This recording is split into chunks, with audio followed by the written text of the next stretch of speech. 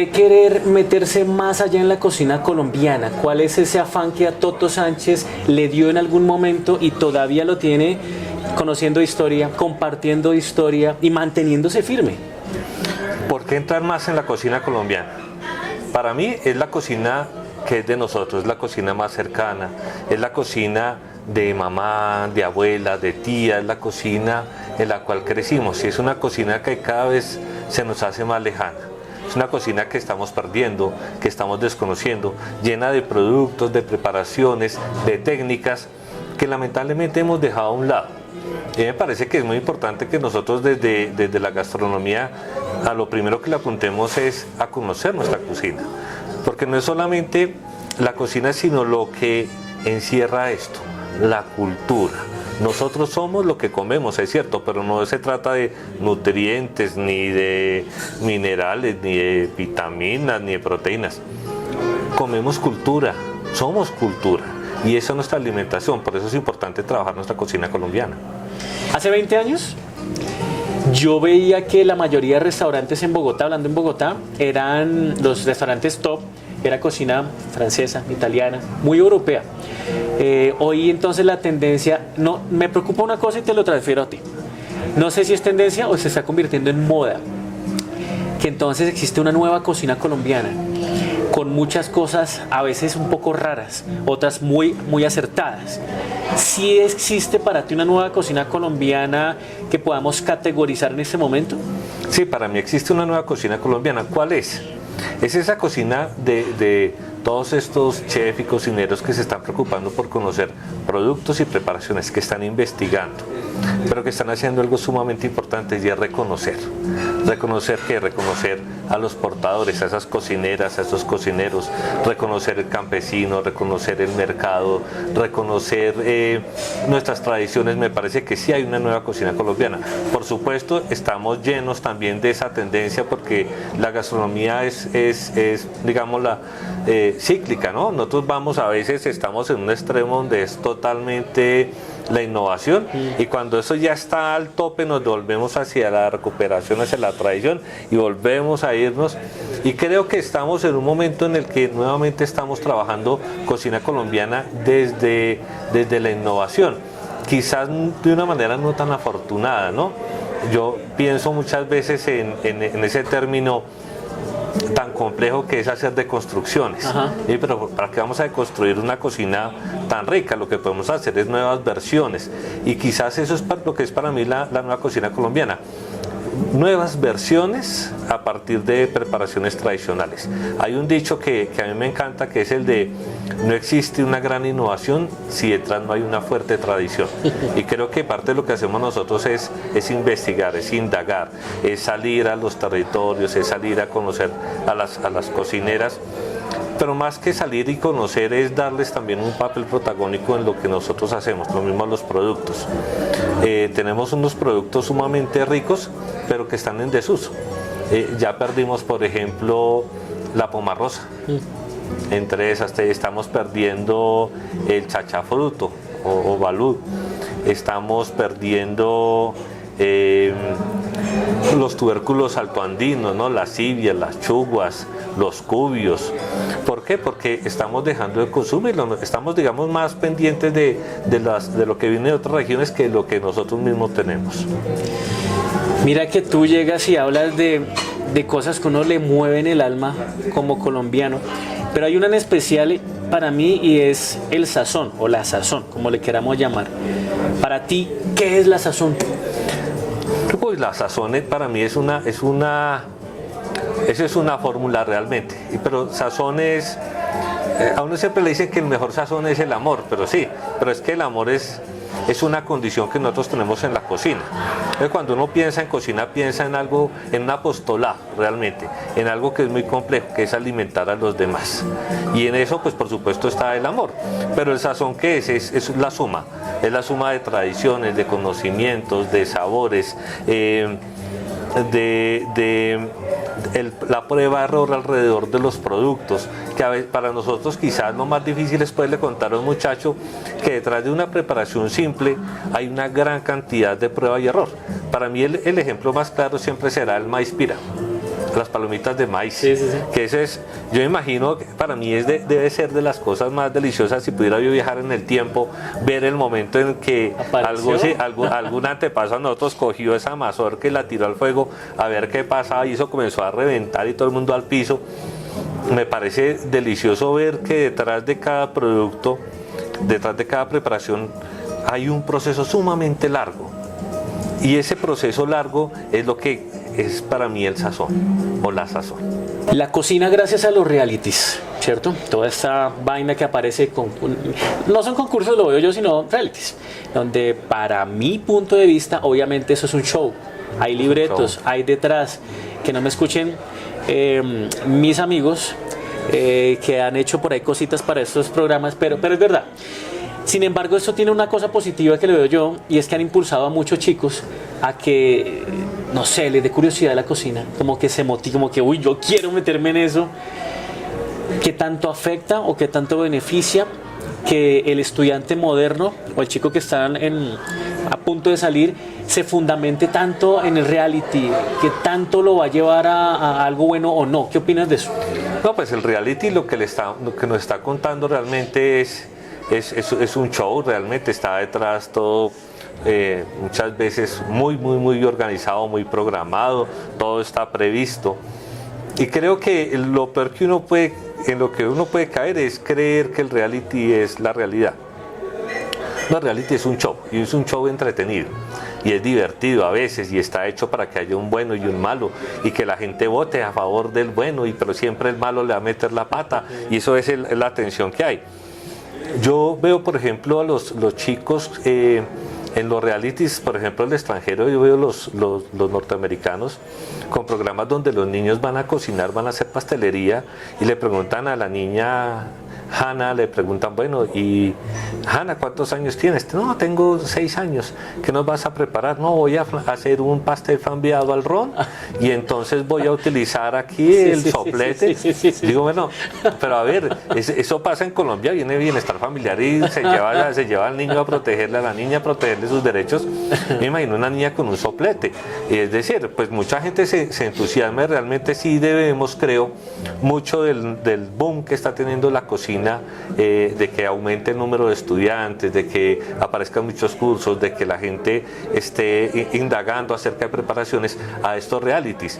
Sin embargo, creo que también tenemos que ser sumamente honestos en mostrarles que el reality no es la realidad, que la realidad es otra, que no es lo mismo hacer un plato para presentarle a un jurado con un producto raro a tener que preparar, no sé, para 150 personas el mismo plato y que la misma preparación y que salga totalmente bien. El mundo del cocinero dista mucho del cocinero que está en el reality. El cocinero real se tiene que preocupar por muchas cosas que el reality no.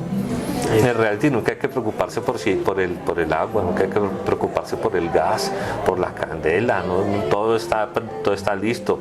Si se le perdió o se equivocó de ingrediente, bueno, ahí verá. Pásele eso a una cocina profesional y vea cómo sufre. Es más, es que ni siquiera pasa en las casas. En la casa, que es la cocina más recursiva que hay, nosotros, si tuviéramos que hacer un reality, para mí debería ser de cocineras con lo que hay en la despensa, que realmente con lo que nosotros crecemos, ¿no? Muy buena idea eso. Y las mamás hacen eso, las mamás son sumamente recursivas, las abuelas son sumamente recursivas, los hombres, los padres, abuelos también, los tíos se vuelven recursivos, inclusive los hermanos mayores ahora que cocinan para los hermanos menores también son recursivos, pero no, el reality nunca nos muestra eso, nunca nos muestra hasta dónde se llega, cómo tengo yo que utilizar un recurso y exponerlo al máximo. Y además que nos pasa algo en la cocina.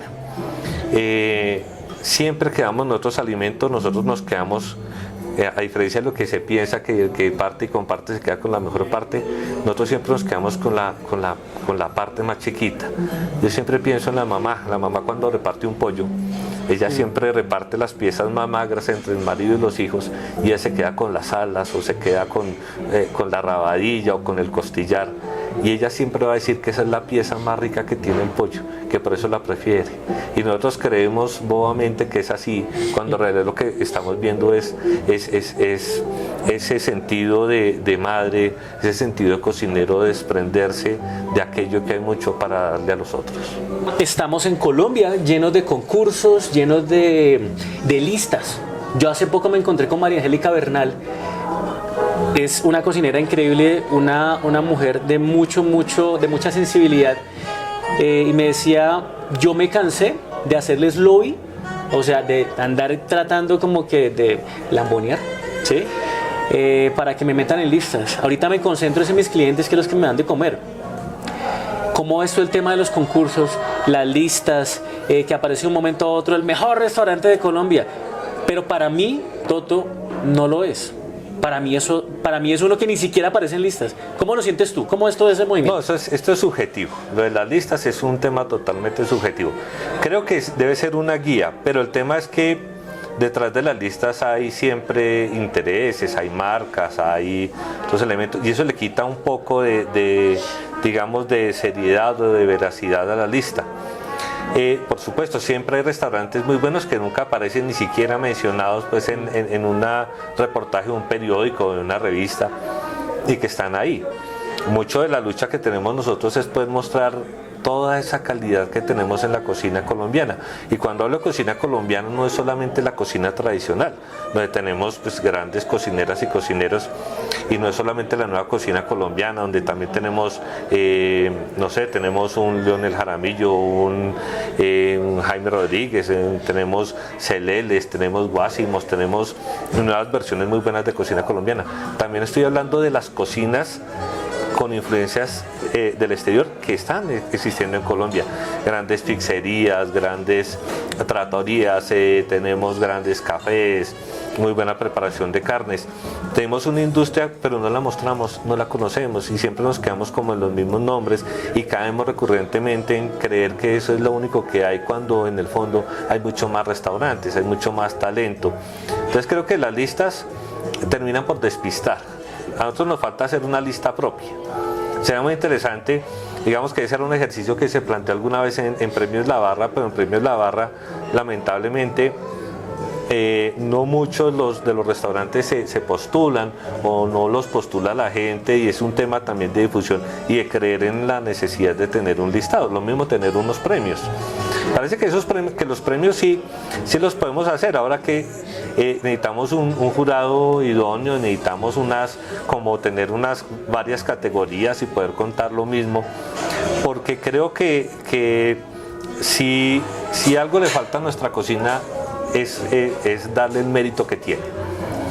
Y eso significa primero entender que es una cocina que va desde el chef del gran restaurante, y detrás del chef hay un gran empresario muchas veces no hablamos de los empresarios, y va desde ese gran chef pasando por la nueva cocina colombiana, por la cocina tradicional, hasta el puesto de arepas de la esquina.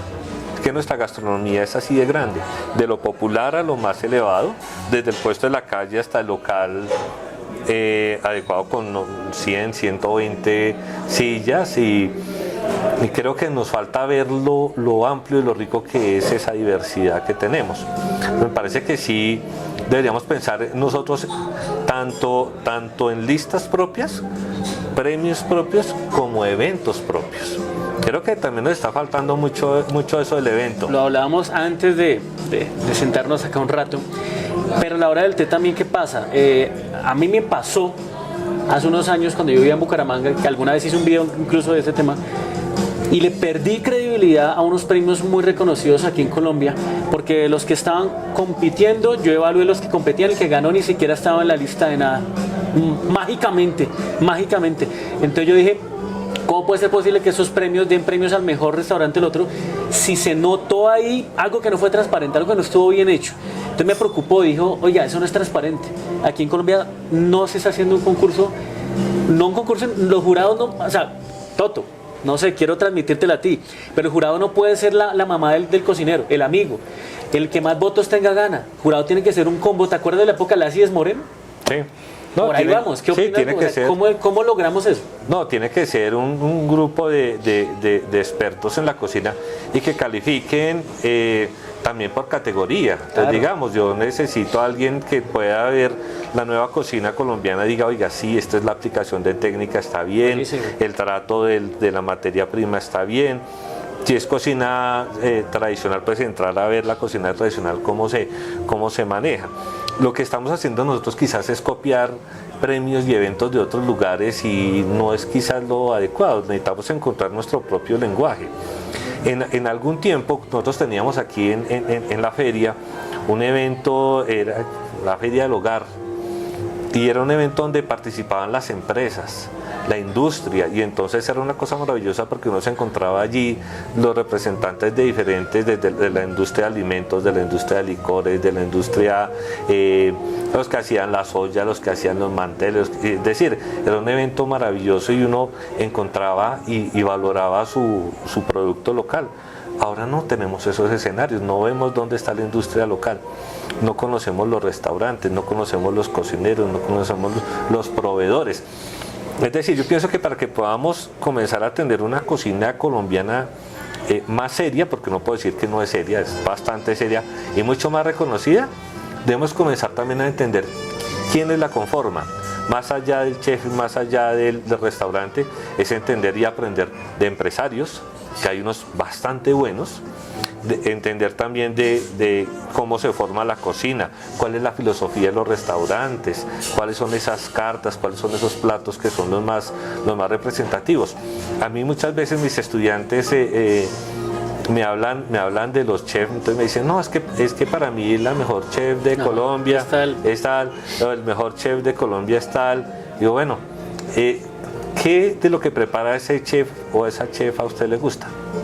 Ah, no, yo nunca he ido. No, pues venga, no podemos evaluar algo sin conocerlo, no solamente la figura, sino también pues qué es lo que prepara. Y si la filosofía vende está bien, pero también tengo que probar aquello que hace.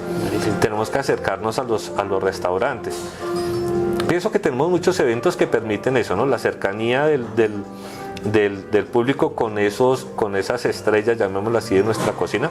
Me parece maravilloso que existan escenarios como ese, que se dan en las grandes ciudades, pero el resto del país es totalmente oculto, totalmente escondido. Nosotros no conocemos, por ejemplo, la cocina voy a pensar en una ciudad Tunja, Armenia. Uno tiene un referente o dos, pero no conoce más. Entonces nos falta un poco llegar a conocer esa diversidad de nuestras cocinas, entenderla para poder llegar a plantear quizás ahí sí el tema que es la cocina colombiana. Siempre que hay un cambio de gobierno le preguntan a uno dos cosas: ¿cuál es la cocina colombiana y cuál es el plato que nos representa a nosotros, que nos identifica? Digo, es muy difícil el plato en un país como el de nosotros, tan diverso en culturas gastronómicas, donde estamos mal contados por cerca de 50.000 preparaciones diferentes. ¿Cómo voy a decir que una de 50.000 es la que nos representa? Puede que sea un grupo, ¿no? Los sancochos, por ejemplo, las arepas, pero no un sancocho o una arepa. Tiene que ser algo plural, algo que se coma en todas las regiones. Y lo segundo, esa cocina colombiana, esa cocina, ¿qué es?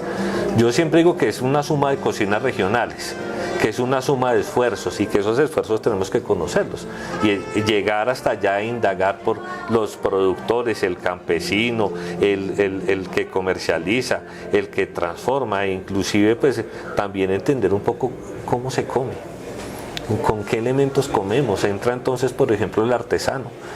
Y entonces nos damos cuenta que la cocina en nuestro país no es solamente el cocinero y el producto, sino que contempla una red sumamente extensa también de personas, de relaciones, de valoraciones, que no nos permite de ninguna manera valorar de manera muy leve cuál es la mejor cocina o qué es la cocina colombiana. Mira que acá hoy estamos desde un cerro hermoso que hace yo 15 años no venía a visitar, Monserrate, aquí en Bogotá, y estamos en el restaurante Casa San Isidro. Casa San Isidro. Casa San Isidro. También ahorita visitamos restaurante Santa Clara. Y me llevé dos sorpresas y aparte como que un sentimiento. Una sorpresa, me encontré con un estudiante que tuve hace muchos años y me reconoció Me dijo, yo quería que usted viniera acá, pero yo en ese momento no sabía cómo iba a llegar acá, hasta que nos pusimos en contacto, y la sorpresa más bonita fue encontrar que tú estás haciendo una labor acá increíble, que de golpe ni yo lo sabía, y yo quiero que tú me cuentes un poquito, primero, ¿qué se siente estar acá? ¿Qué se siente recorrer este cerro varias veces? Con ese enfoque que tú tienes. Y segundo, ¿a dónde quieres llegar? Uy, las preguntas del millón. ¿Qué siento? Esto es una maravilla, esto es una maravilla. Este es un trabajo que no he hecho yo solo, es un trabajo que hemos hecho desde el gerente, del señor Andrés Herrera y todo el equipo de trabajo, el chef Felipe Rojas. Y es un trabajo en el que hemos construido, o el que tenemos que construir varias identidades y conceptos al mismo tiempo. Trabajar en Monserrate no es fácil. Es un sitio pues sumamente bonito, es un sitio emblemático, un sitio turístico de la ciudad. Nosotros tenemos 7 puntos de venta, y esos 7 puntos de venta, 3 son restaurantes, y de esos 3, 2 son restaurantes de alto reconocimiento. San Isidro, un restaurante de cocina europea; Santa Clara, que queremos consolidarlo como el mejor restaurante de cocina colombiana del país. Y esto nos ha generado a nosotros un trabajo muy bonito, porque ha sido un trabajo creativo, de imaginarnos hacia dónde queremos llevar la cocina colombiana. A que sea, nosotros entendemos que el cerro es visitado esto tiene una gran cantidad de visitantes al año. Nosotros tenemos más o menos, mal contados, en Santa Clara hemos llegado a tener entre 40.000 y 50.000 comensales en un año. Significa llenar casi todos los días el salón de Santa Clara, y lo hacemos. Pero lo que queremos es que nuestro cliente no venga, nuestro comensal venga y se siente y coma, sino que se lleve algo más. Entonces estamos trabajando en todo el tema de concepto, de identidad, de educar, de formar, porque yo siempre he creído que si existe una actividad didáctica es la cocina. Cada vez que yo entro a un restaurante estoy aprendiendo algo. Yo entro a un restaurante y cuando salgo del restaurante no puedo ser el mismo. Algo tuve que haber aprendido. Si me fue bien, pues por supuesto; si no me fue bien, pues algo también aprendí, me va mal genio. Pero es más lo que aprendí uno positivo que lo que se lleva negativo. Entonces este ha sido un trabajo. En Casa Santa Clara hemos trabajado preparaciones de todo el país. Pasamos de una carta muy buena, pues con productos preparaciones muy emblemáticas, pasamos a una carta de cerca de 87 preparaciones. Tenemos entre entradas, fuertes, postres, tenemos preparaciones que van desde San Andrés hasta la Orinoquía, la Amazonía, el Pacífico, las diferentes regiones de esta región andina, las subregiones de la región andina, y hemos procurado salir a investigar. Y eso ha sido muy rico, ¿no? Creo que he contado con la suerte de estar con un grupo de personas y en un lugar en el que la filosofía es mostrar la cultura colombiana a través de la cocina. Y en San Isidro estábamos también en la muestra de buscar las mejores, que es muy raro, y la gente piensa que es fácil, pero ni es fácil hacer cocina colombiana en Colombia, ni es fácil hacer cocina europea en Colombia. Entonces, ¿por qué no es fácil hacer cocina colombiana en Colombia? Porque quien es local, cuando viene al restaurante, va a mirar con sus ojos y va a echar cuentas y va a decir: pero mija, mire, aquí hacen un ajiaco así, sí, y a usted le sale más baratico. Entonces lo comienzan a mirar más y comienzan a criticarlo a uno. Pero a mi abuelita le queda mejor el arroz con coco, y comienzan uno. Pero es rico, nosotros entendemos eso y nos gusta que la gente nos diga: oiga, sí, a esto le faltó.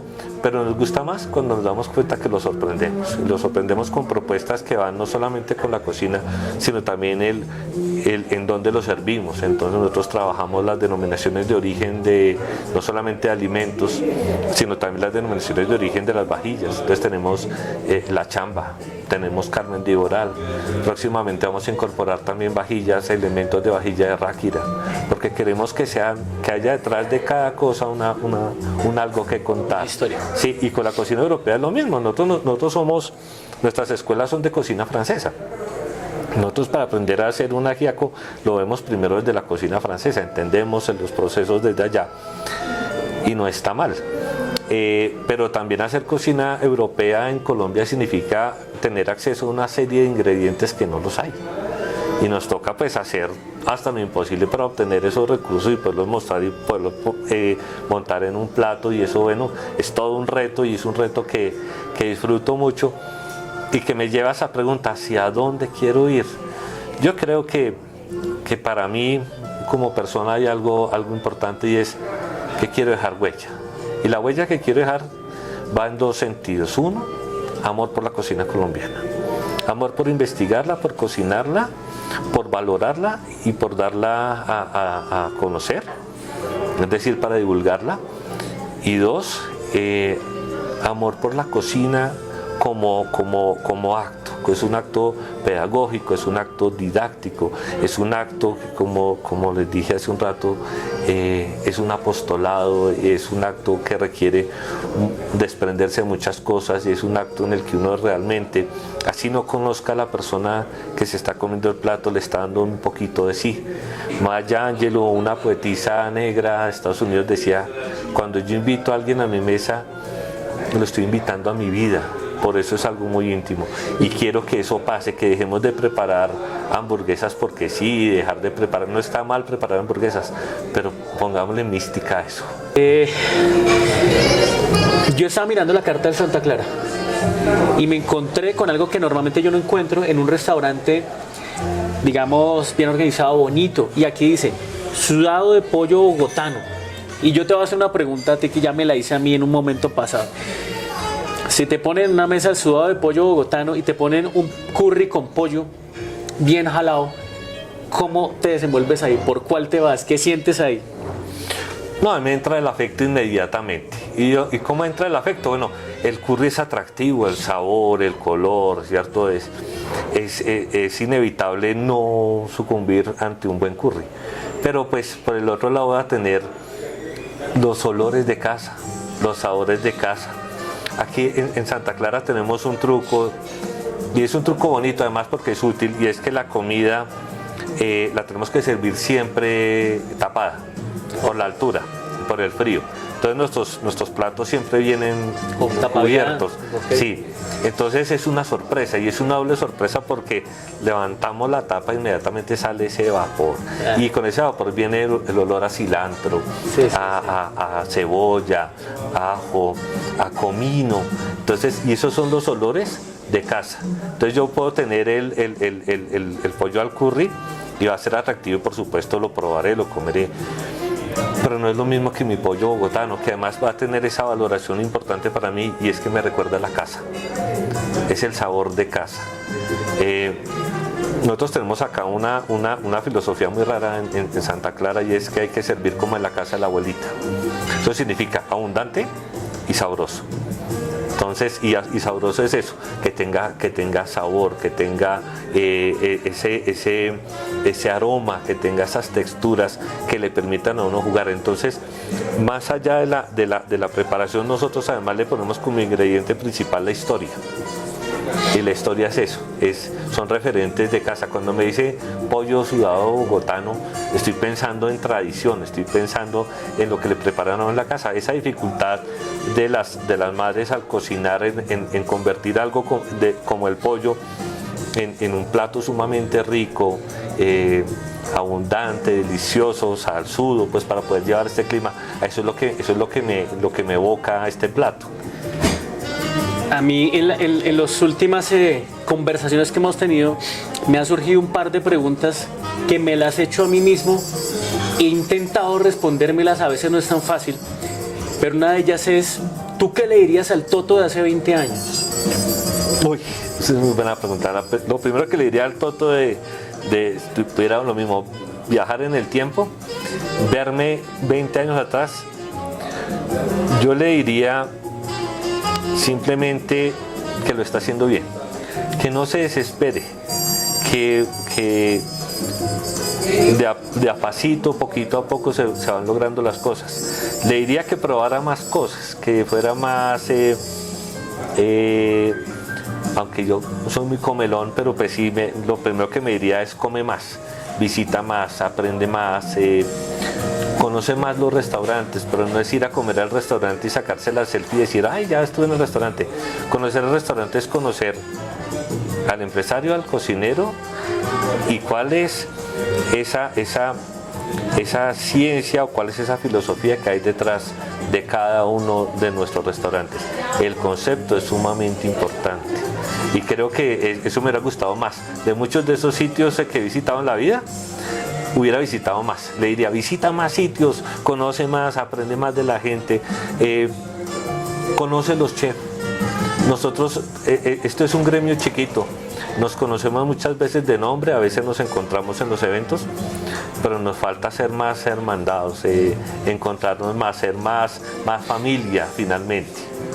Como esa camaradería, ¿no? Sí. Que aparece ahí. Yo sé que tú eres un hombre de alta sensibilidad por el arte, por supuesto por los alimentos, y a mí siempre me ha gustado pensar que en la vida puede pasar una o varias veces que uno tenga un gran evento, en ese evento que tú puedas organizar, que puedas hacer aquí mismo en alguno de los restaurantes de Monserrate, aquí en Santa Clara o en San Isidro, y le dicen, Toto, ese es el evento de su vida. Entonces, tiene que llevarse de tanta gente, porque son muchos, a 6 con usted, o cocineros o amigos o familia, pero que tú sepas y sientas que con esos 6 puedes hacerlo, te sientes confiado, ahí va a pasar magia con los 6 que te lleves. ¿A quién te llevarías? ¿A quiénes te llevarías? Uy, esa pregunta está pero brava. Esa es la de... La de corchar. Sí. Hay personas que admiro mucho en las cocinas colombianas. Yo necesitaría un gran conversador primero.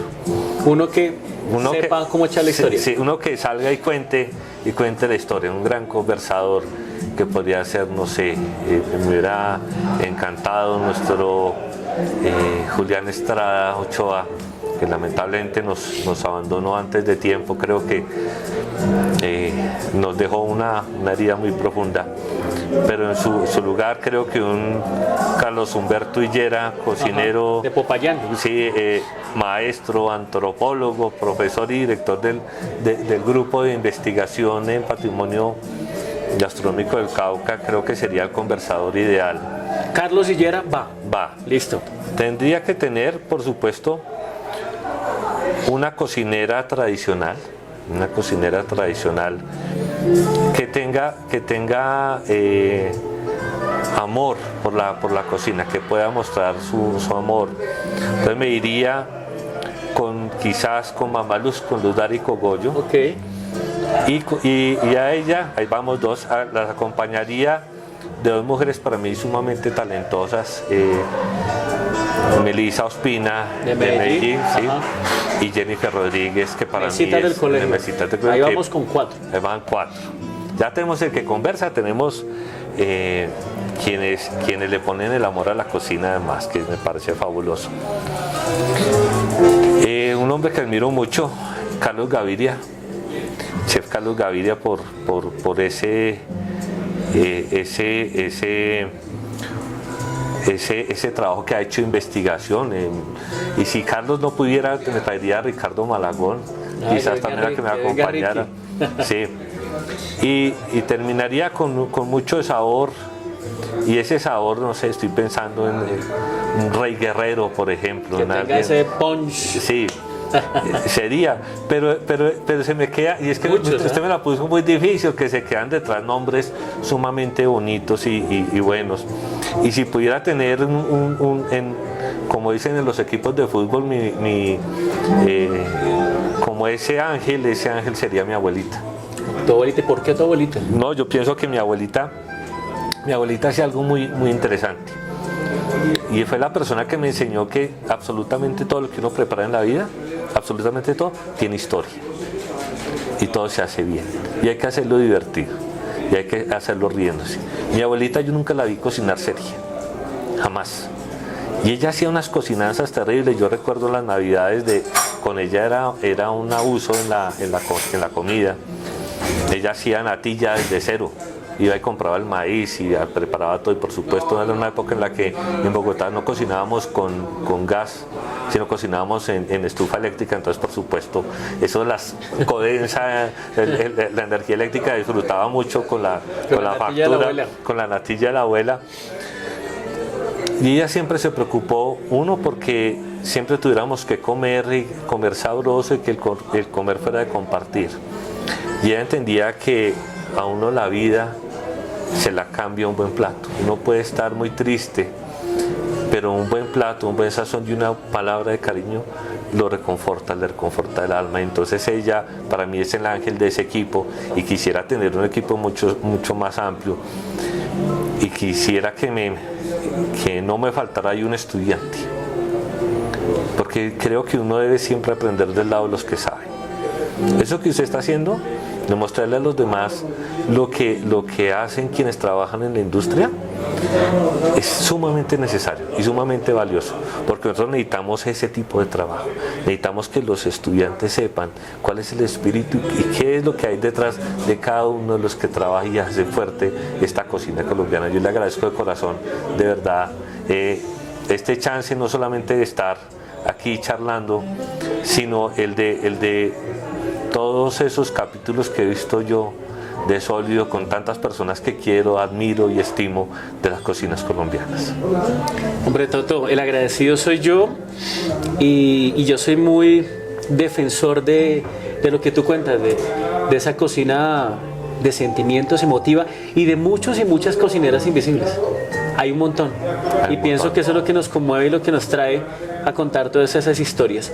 Antes de irnos, yo quiero preguntarte muy concreto, ¿qué le pudieras decir?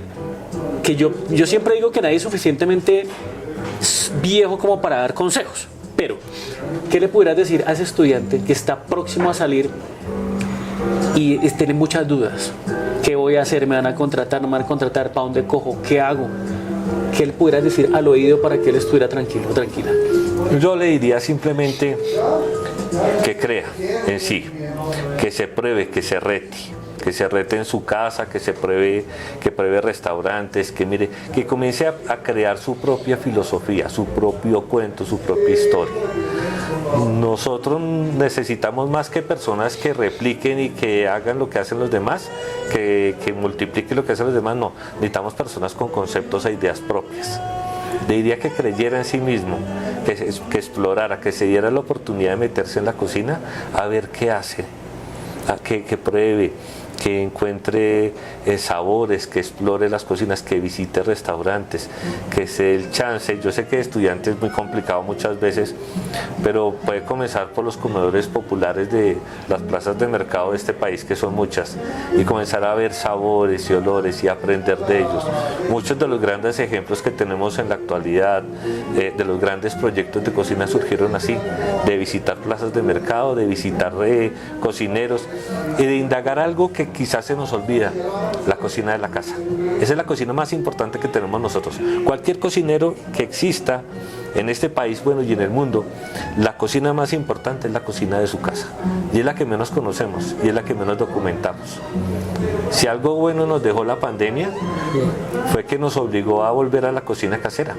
Cuando se acabó el chateaubriand y se acabó el queso azul y el aceite trufado, tuvimos que volver a las lentejas, a los garbanzos, a los frijoles, al arroz, y eso nos obligó a reaprender nuestra cocina y a valorarla. Creo que le diría eso, que se dé el chance de explorar, de conocer y de valorar la cocina en la cual vive, y que conozca sobre todo la cocina que está alrededor suyo, la cocina de su casa.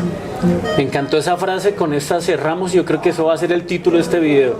Cuando se acabó el chateaubriand, cuando se acabó el queso azul, tuvimos que volver a las lentejas, a los frijoles y a la cocina de la casa.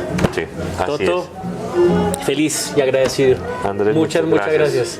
De verdad que sí, un placer. Y espero que nos encontremos nuevamente para seguir dialogando.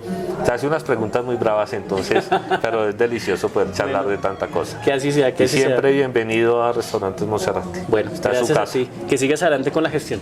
Muchas gracias.